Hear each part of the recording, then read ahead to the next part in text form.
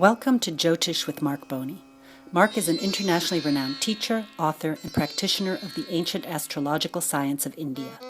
He is known for his engaging teaching and writing style and his ability to communicate the complex concepts of Jyotish in a clear, understandable way. Now, here is Marc Boney. Welcome everyone to my YouTube channel on Jyotish, the astrology of ancient India. Today I'm going to be continuing my series on Graha yogas, something that I like to refer to as the essence, even the glory of Vedic astrology. And to do so today, I'm going to be showing you just not one chart as I have the last couple of days, and not of some world-famous celebrity, but of some people well known to me. But I'd also like to start out by explaining that what I'm going to be doing here today is something I did back in 2013 when I was presenting at the international conference put on by the school in New Delhi, India, founded by my teacher K.N. Rao, the largest actual school of Jyotish in the world. And the classroom was composed of people from all over the world, many of whom were very, very advanced students. But my theme was the same, what I've been presenting on here, this idea of yogas or planetary periods show what karmic potentials exist within the chart, and dashas or planetary periods show when these potentials get activated. So to do this, I was showing them, and I'll be showing you now, a series of 4 charts, all of which I'd like viewers to focus in on just 3 factors in each of these charts. The factors are the position of Jupiter, the position of Saturn, and the position of the planet who rules the 5th house of a given chart. So starting with this chart here, if you focus in on Saturn and Jupiter, you'll see that they're together here in Sagittarius. It's the 4th house of this birth chart because Virgo is the 1st house. And for anyone with Virgo rising, Saturn also becomes the lord of the 5th house because the 5th house is the sign Capricorn, ruled by Saturn. So in this case, all 3 factors are encompassed by the position of both Saturn and Jupiter here in the 4th house, Sagittarius. Keep this in mind as you look at another chart. And again, what we'll see here is that Jupiter and Saturn are together, this time in Capricorn, which turns out to be the 1st house of this chart. And now in this case, you may notice, if you know a little thing about Jyotish, that Saturn is in its own sign, Capricorn, while Jupiter is in what's called its debilitation sign, right? And if we examine the 5th house of this chart, it would be ruled by Venus. And you can see here that Venus is actually placed in the 4th house. So give me a moment here as I bring up another chart, another one that I'd wish you to look at. With the same things in mind, we're looking at Saturn, we're looking at Jupiter, and we're looking at the position of the 5th lord. Okay, see the chart now, and you'll see that in this case, Saturn and Jupiter are in signs opposite each other, with Jupiter in the 1st house of this chart, Saturn's in the 7th house of this chart, and again, because the ascendant is Virgo, as we saw in the case of the first chart, Saturn is the 5th lord here. So we see the disposition of Saturn, Jupiter, and the 5th lord here. Now, just quickly here, I would like to pull up and show you one more chart, the last of the 4.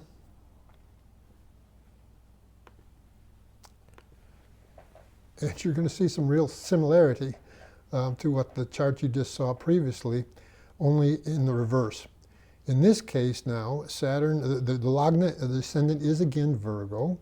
Saturn is in the ascending sign, in the 1st house, and Jupiter now is on the other side in the 7th house. And again, you may notice, if you have some background in Jyotish, that Jupiter is in its own sign, Pisces. So after I showed these 4 charts to this group of students at the international program, I asked them to tell me number one, what they all had in common, what common feature they were all, that all these factors in all 4 of the charts shared. And I showed them to them again. I won't do that here. But people noticed that these planets were all in what's called angle houses. The angle houses of Jyotish are the 1st house, the 4th house, the 7th house, and the 10th house. So we saw in the one chart Saturn and Jupiter in the 4th house. In the other chart we saw Saturn and Jupiter in the 1st house. And in the last 2 charts we saw Saturn and Jupiter either in the 1st or the 7th. So they correctly identified that a common feature to all of these positions were that they were all in angles, as were the 5th lords of the chart. So my second thing is that, well, do you see any yogas that any of these planets are involved in? And again, the more advanced students saw that in the 3 charts that had Virgo as the ascendant, the combination of Saturn as Lord of the 5th trine house and of Jupiter as the Lord of 2 angle houses, 4 and 10, gives what's known as a Raja Yoga, right? A combination that can give you position, give you a certain level of success and status. And this was a very correct observation, and I acknowledged it. But then I said, well, what about Saturn and Jupiter in the chart of the person with Capricorn Lagna? That's not a angle trine combination. That doesn't give an angle trine Raja Yoga. What features does it have in common? Is there any yogas that you see here that these planets are involved in? And the room fell silent. No one really had much to say about this. And then what I explained to them is that each of these charts exhibits something called Varenchi Yoga. Now, in the spiritual tradition of India, the divine God is imagined as having 3 primary aspects. A creative aspect referred to as Brahma, a sustaining aspect referred to as Vishnu, and a dissolving aspect referred to as Shiva. The word Varenchi is a term that is synonymous and refers to that creative aspect of the divine Brahma. Right? And as we'll go on to see, this is a yoga that is said to, under the right circumstances, incline a person towards interest in spiritual life, spirituality. Now, before we go any further, let me just give you the definition of the yoga, which as we go back and look at these charts, you'll see that it applied to all 4 of them. It's a situation where Saturn, Jupiter, and the Lord of the 5th house all have to fall in these angle houses, 1, 4, 7, 10, or they could also fall in what's called trine houses, which are 1, 5, 9. And then the next condition is that in order for this yoga to give its effect, the planets have to have some source of strength, particularly Jupiter in this case. And so there's an ancient text, a Sanskrit text of Jyotish, I believe it dates to the 16th century, where you'll find these combinations given, these yogas given. The text is called Paladipika. And I'm just showing you here some of the results that are said to come about when a person has Varenchi Yoga in their chart. It says they'll be devoted to knowledge of God and give predominant importance to the Vedas over other sacred scriptures. Of course, the Vedas are the sacred scriptures of the Indian spiritual tradition. And even though we can't always apply these literally, you can understand, you might say, the spirit behind this yoga, that this is a combination that can make a person interested in higher knowledge, make them interested in the idea of spirituality, of religion, make them devoted and revere sacred texts in the different spiritual traditions. So this is one of the effects of the yoga.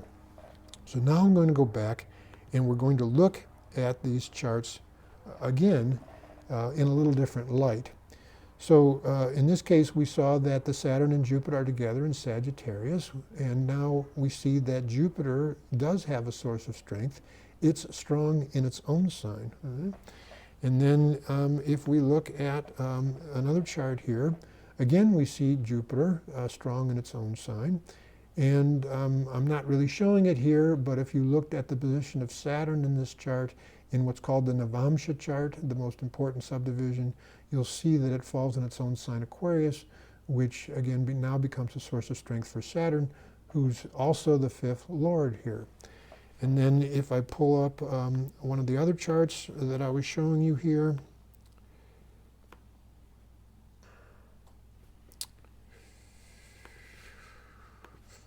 And if we were to closely examine the situation with regards to Jupiter and Saturn, more advanced students would understand that when Jupiter falls in the first house, it's said to get something called directional strength.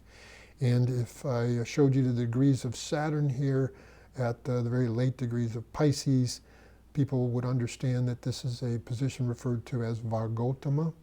That simply means that Saturn is falling in this sign Pisces, both in the birth chart and this divisional chart called the Navamsha. And that Vargotama literally means the best or the ultimate division, and it becomes a source of great strength for a planet, meaning that the results that that planet can give, and therefore the results of the yogas it's involved in, can happen in a very strong sort of way. Lastly, I'll pull up the fourth chart I had showed you.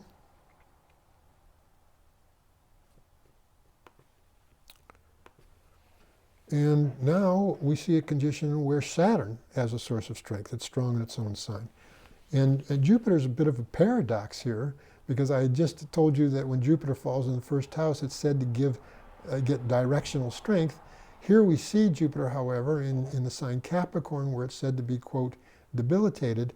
But when a debilitated planet is with the Lord of the sign who rules that sign, as this Jupiter is, then actually this brings about a condition called cancellation of the debility, and the planet can actually give stronger results than it would otherwise.